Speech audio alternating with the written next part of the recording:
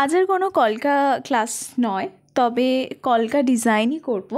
তো নমস্কার, আমি সুস্মিতা আর সুস্মিস আর্টে সকলকে স্বাগত জানাই। তো বলে রাখি, এটা একটা রুমাল। আমি রুমালের ওপর আজকে কলকা ডিজাইন করব।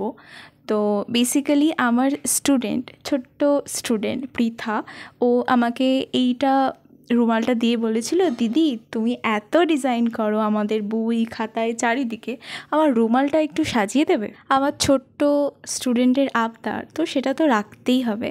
তাই ঝটপট রং তুলি নিয়ে বসে পড়েছিলাম এই রুমালটার ওপর কিছু করব বলে। আর কি, যা ভাবি তা তো হয় না, অন্য কিছু একটা হয়ে যায়। যাই হোক, বলে রাখি, আমি এখানে ক্যামেলের অ্যাক্রিলিক কালার ইউজ করেছি আর সোনাইয়ের 00 তুলিটা ব্যবহার করেছি। তবে একটা জিনিস দেখো, আমি তোমাদের বারবার বলি যে রঙটা বেশি পাতলা করবে না, ছড়িয়ে যাবে। সেম সিচুয়েশন আমার এখানে হয়েছিল, রঙটা ছড়িয়ে গেছিলো যেহেতু রঙটা আমি পাতলা করে ফেলেছি।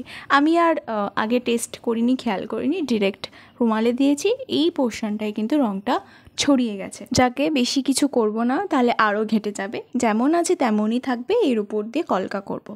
তো আমি তোমাদের কলকা ক্লাসে দেখিয়েছিলাম যে মোটিভ বা সংখ্যা 3-এর মতো যে মোটিভ, আমি ওই মোটিভগুলোকে কেমন করে এখানে ব্যবহার করেছি সেইভাবেই তোমাদেরকে কিন্তু মাথায় রেখে কলকা করতে হবে। ছোট ছোট মোটিভগুলোকে একসাথে করে বিভিন্ন ডিজাইন তোমাদের ক্রিয়েট করতে হবে। তো আমি এখানে কিছু পাতা ড্র করছি, 1 স্ট্রোক পাতা যেগুলো, সেগুলো একটু লম্বা লম্বা হবে। আর একটা সাইডে ছোট্ট একটা পদ্ম করে দিয়েছি। আর এই যে ব্লু রঙের উপর যে ডিজাইনটা করছি, এটাও কিন্তু কমা মোটিভের উপর একটু বড় বড় সোজা কমা উল্টো কমা, দেখতে পাচ্ছ, সোজা কমা উল্টো কমা, এইভাবেই পুরো রাউন্ডটা যাবে। তাহলে আমরা এখানে কি কি মোটিভ ব্যবহার করলাম, পদ্ম, কমা আর হচ্ছে তয়ের মতো বা 3 সংখ্যার মতো, এইভাবেই আমি পুরো ডিজাইনটা করেছি।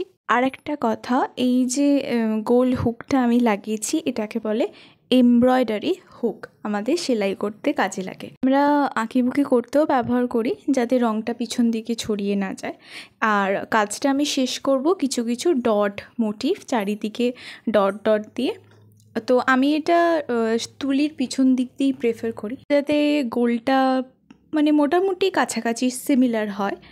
তো দেখো, এইভাবেই চারিদিকটা আমি ডট ডট দিয়ে কমপ্লিট করলাম। আজকের মতো এতটুকুই। বিভিন্ন মোটিভ দিয়ে কি করে আমি এই গোল ছোট কলকা ডিজাইনটা করলাম, বা আলপনা যেটাই বলো না কেন, সেটা আমি তোমাদের আজকে দেখালাম। আশা করি আমার এই ভিডিওগুলো তোমাদের কলকা শেখাতে সাহায্য করছে। আজকের মতো এতটুকুই। দেখা হচ্ছে নেক্সট ভিডিওতে। টাটা, সবাই ভালো থেকো।